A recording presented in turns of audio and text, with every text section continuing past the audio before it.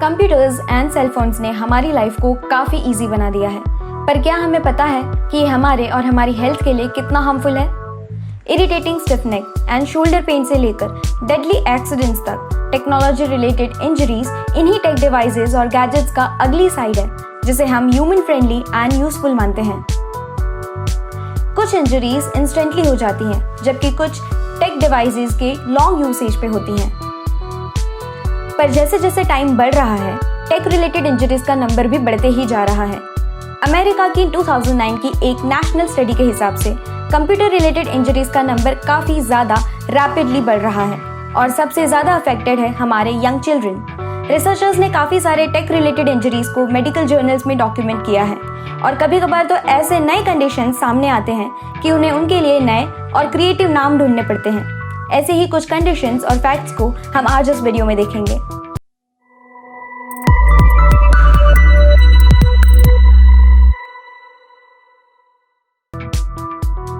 Hello beautiful minds, this is Kriti Velani. स्वागत है आप सबका केवी राइट्स पे, फैक्ट्स बियॉन्ड मिथ्स। तो चलिए फिर शुरू करते हैं। So here are 6 oddest injuries जिसे होने के चांसेस उस हर एक इंसान को उतना ही है जो डेली बेसिस पे टेक्नोलॉजी का काफ़ी ज़्यादा इस्तेमाल करते हैं। Number 1, death by fake chargers. अपने सिंपल लुक होने के बावजूद ये चार्जर्स अंदर से काफ़ी कॉम्प्लिकेटेड एंड सोफिस्टिकेटेड होते हैं, जिसे सही तरह बनाने के लिए टाइम लगता है। पर कुछ लोग अपने लालच के चलते इसकी क्वालिटी को काफ़ी हद तक कंप्रेस कर देते हैं, जिससे ये कुछ ही दिनों में बन सके और चीपर यानी सस्ते दामों में भी बिक सके।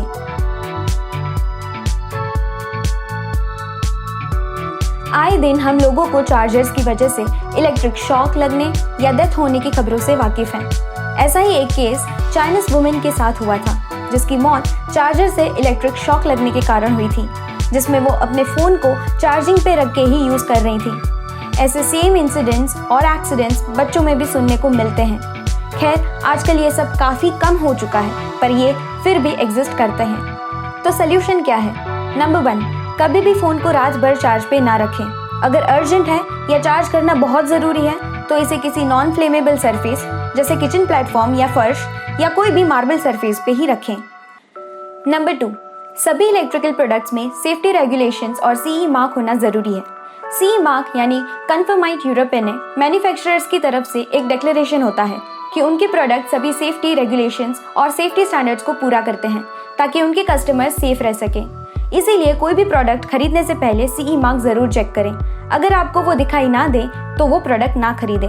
ऑफ कोर्स, सीई मार्क नकली भी हो सकता है, तो इसे कैसे पहचानें? एक genuine CE mark minimum 5 mm जितना बड़ा होता है और कुछ ऐसा दिखता है।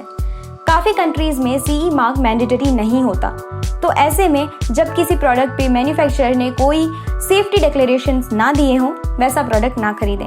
लाइट चार्जर्स यानी हल्के फुल्के चार्जर्स खरीदना अवॉइड करें, और अगर USB पोर्ट उल्टा दिया हुआ हो तो उसे ना ही खरीदें। अगर लेबल्स पे मैन्युफैक्चरर के कॉन्टैक्ट डिटेल्स नहीं दिए हैं या तो उसमें कोई स्पेलिंग मिस्टेक्स हैं तो इसे अवॉइड करें। नंबर 3, केबल्स और चार्जर्स को रेप्यूटेबल कंपनीज और ओरिजिनल मैन्युफैक्चरर से ही खरीदें। ब्रांडेड चार्जर्स में ऐसे कंपोनेंट्स होते हैं जो आपके फ़ोन को चार्ज करने के लिए करेक्ट अमाउंट ऑफ करंट ही भेजते हैं, और इन केस इसमें कोई भी गड़बड़ हो जाए तो बैकअप ऑप्शंस जैसे इंटरनल फ्यूजिंग और ओवरहीट प्रोटेक्शन भी होता है। Main voltage and low voltage sides को भी अलग अलग रखा जाता है, जिससे इलेक्ट्रिक शॉक लगने के चांसेस काफ़ी कम हो जाते हैं। बैड केबल्स आपके डिवाइसेस को एक्चुअली डैमेज कर सकते हैं। जब USB-C पहली बार मोबाइल्स एंड लैपटॉप्स में यूज़ होना शुरू हुआ, तब लो क्वालिटी केबल्स भी ऑनलाइन बिकना शुरू हुए थे, जिसकी वजह से एक गूगल इंजीनियर को कैंपेन चलाना पड़ा ताकि लोग इससे बच सकें। ऐसे केबल्स आपके डिवाइसेस में काफ़ी ज़्यादा पावर भेजते हैं, जिससे इनकी circuits over period of time खराब हो जाती है, which could actually catch a fire.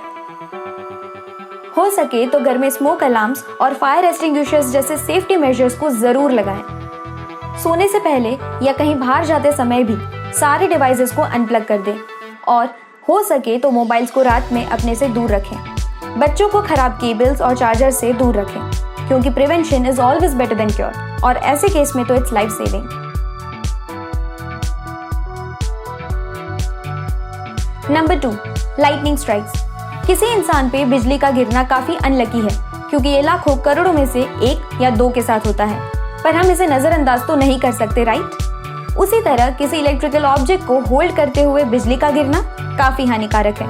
ऐसा ही एक रेयर इंसिडेंस हुआ लंदन की एक 15 साल की लड़की के साथ, जहां उस पे मोबाइल फोन यूज करते हुए बिजली गिरी and she was hit by lightning so badly कि वो कार्डियक अरेस्ट में चली गई।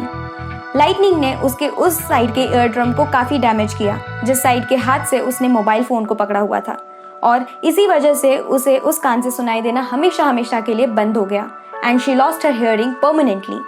ट्रीटिंग डॉक्टर्स ने इस केस की रिपोर्ट में बताया कि जब किसी इंसान पे नेचुरल लाइटनिंग यानी कि बिजली गिरती है, तब इलेक्ट्रिक करंट यूजुअली स्किन के ऊपर से ही फ्लो होता है और स्किन को क्रॉस करके बॉडी में एंटर नहीं कर पाता, क्योंकि स्किन का इलेक्ट्रिकल रेजिस्टेंस काफी हाई होता है, जो इलेक्ट्रिसिटी को बॉडी में एंटर करने से रोकता है, जिससे नुकसान काफी कम होता है। इस फेनोमेनन या प्रोसेस को फ्लैश ओवर कहते हैं। पर अगर लाइटनिंग या बिजली गिरने के टाइम किसी ने मेटालिक या इलेक्ट्रिकल ऑब्जेक्ट को होल्ड कर रखा है, तो स्किन का यही फ्लैश ओवर डिस्टर्ब हो जाता है, जिससे अब इलेक्ट्रिसिटी को बॉडी में एंट्री मिल जाती है और इंटरनल इंजरीज के चांसेस काफी परसेंटेज से बढ़ जाते हैं। यही इस केस में भी हुआ। तो सॉल्यूशन क्या है?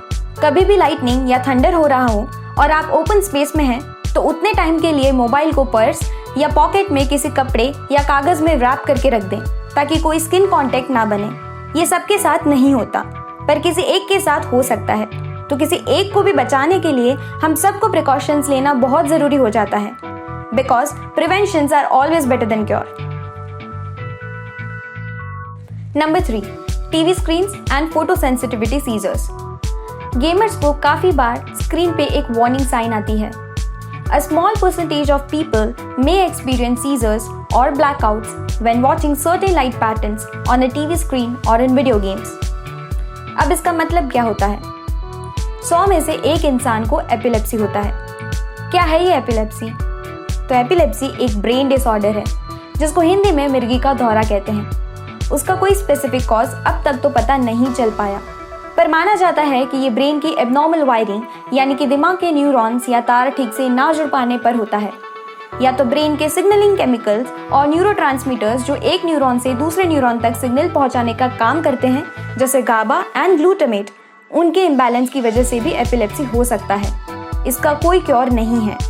माना जाता है कि जिनको ये कंडीशन है, उनमें से 3 से 5% को फोटोसेंसिटिव फॉर्म ऑफ एपिलेप्सी होती है, यानी कोई भी लाइट एमिटिंग चीजें जैसे टीवी, मोबाइल, कंप्यूटर स्क्रीन्स, यहाँ तक कि एम्बुलेंस और डिस्को लाइट्स को देखने से भी इसका अटैक आ सकता है। तो सॉल्यूशन क्या है? क्योंकि इसका कोई क्योर नहीं है, prevention and precaution is the only way out. जो लोग फोटोसेंसिटिव एपिलेप्सी सफर कर रहे हैं, उन्हें रेगुलर मूविंग पैटर्न्स या फ्लिकरिंग लाइट्स जैसे डिस्को या एम्बुलेंसेस में होती हैं, उन्हें अवॉइड करना ही बेहतर होगा, because preventions are always better than cure. Number 4, PlayStation Palmer hidradenitis। ये नई तरह की स्किन डिजीज को नाम मिला प्ले स्टेशन पर काफी ज्यादा समय बिताने वाली स्विट्जरलैंड की 12 साल की एक पेशेंट से।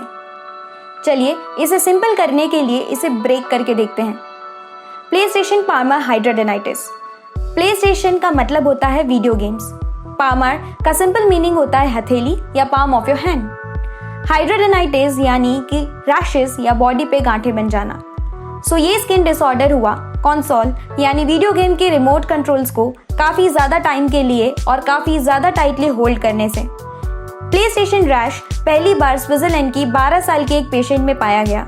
उसके पाम्स पे काफी पेनफुल लीजन्स हो रखे थे, यानी रैशेस डेवलप हो गए थे जो बॉडी के किसी और भाग में नहीं मिले। काफी क्वेश्चनिंग के बाद डॉक्टर्स को ये पता चला कि ऐसे रैशेस प्ले स्टेशन पे घंटों तक गेम्स खेलने की वजह से हुए हैं। 2009 की ब्रिटिश जर्नल ऑफ डर्मेटोलॉजी की एक रिपोर्ट के हिसाब से किसी भी ऑब्जेक्ट को टाइटली और काफी लंबे समय तक होल्ड करने से और बटन्स को रिपीटेटिवली बहुत बार पुश करते रहने से हाथों को माइनर बट कंटिन्यूअस इंजरी होती रहती है, जो नजरअंदाज कर देने पर काफी सीरियस डिसऑर्डर बन सकती है। Precaution is the only solution because preventions are always better than cure. Number 5, tinnitus. कुछ स्टडीज के हिसाब से जो लोग अपने सेल फोन्स का काफी ज्यादा लंबे समय तक यूज़ करते हैं, जैसे कि ज़्यादा टाइम तक फ़ोन पे बातें करना या म्यूज़िक को काफ़ी नज़दीक से सुनना, वैसे लोग टिनिटस जैसे कंडीशन होने के हायर रिस्क के दायरे में आते हैं। टिनिटस एक ऐसी कंडीशन है जिसमें इंसान को कंटिन्यूस आवाज़ आती रहती है। इंग्लिश में इसे पर्सिस्टेंट रिंगिंग ऑफ ईयर्स कहते हैं। 2010 की journal of occupational and environmental medicine में पब्लिश की गई एक स्टडी में रिसर्चर्स ने 2 ग्रुप्स को स्टडी किया। एक ग्रुप में उन्होंने इस कंडीशन से पीड़ित ऐसे 100 लोगों को रखा और दूसरे में 100 हेल्दी लोगों को, और उन्हें उनके सेल फोन यूज़ पे काफ़ी क्वेश्चंस पूछे गए। उन्होंने पाया कि जो लोग 4 साल से ज़्यादा हद से ज़्यादा सेल फोन्स का यूज़ करते थे, उन्हें टिनिटस डेवलप होने के चांसेस डबल थे।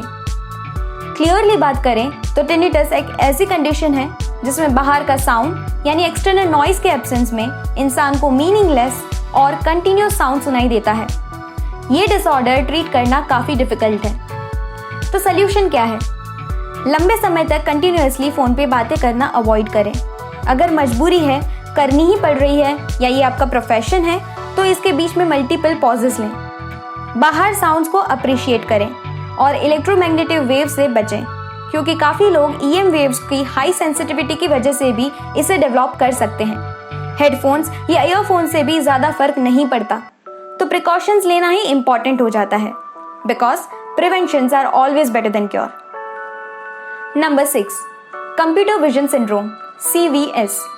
जो लोग दिन में 2 घंटे से ज़्यादा कंप्यूटर यूज़ करते हैं, उन्हें यह सिंड्रोम होने के चांसेस बढ़ जाते हैं। CVS मतलब ग्रुप ऑफ आई प्रॉब्लम्स, जो कंप्यूटर के प्रोलॉन्ग्ड यूज़ की वजह से होता है। ज़्यादातर लोग आंखों में भारीपन, स्ट्रेन, हेडेक्स, धुंधला दिखाई देना, ड्राई आई और आंखों में दर्द महसूस करते हैं। अमेरिकन ऑप्टोमेट्रिक एसोसिएशन के हिसाब से जो लोग दिन में 2 घंटे से ज़्यादा कंप्यूटर यूज़ करते हैं, उनमें से 70% को ये कभी ना कभी होता ही है। तो सल्यूशन क्या है? डॉक्टर्स रिकमेंड करते हैं कि कंप्यूटर स्क्रीन्स को आई लेवल से तकरीबन 4 से 5 इंचेस नीचे रखें और आंखों से 20 से 28 इंचेस की दूरी पर रखें। इससे ये काफ़ी कम हो सकता है। साथ ही एंटी ग्लेयर स्क्रीन्स और प्रॉपर लाइटनिंग की मदद से भी इससे बचा जा सकता है।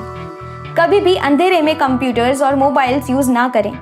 लंबे समय तक यूज़ करने की ज़रूरत पड़े तो आसपास की लाइट्स को बढ़ा दें। उससे आंखों पर स्ट्रेस कम आता है और ये जल्दी फटीग नहीं होती। साथ ही हर 40 मिनट में अपना गेज चेंज करते रहें, यानी कंटिन्यूअसली एक ही एंगल में स्क्रीन को देखते ना रहें। हर 40 मिनट में पॉज लें और आंखों को पानी से वॉश करते रहें, because preventions are always better than cure. मैं आने वाले वीडियोस में आई केयर और आई साइट्स के बारे में प्रॉपरली बताऊंगी, सो स्टे ट्यून्ड। मिलते हैं नेक्स्ट वीडियो में। Till then stay healthy and away from your gadgets. Keep your children safe and healthy. Video काम की लगी हो तो शेयर और लाइक ज़रूर कीजिए। ये कुछ प्रिकॉशंस आपकी लाइफ बदल सकते हैं। Thank you for watching this video. This is Kriti Belani signing off.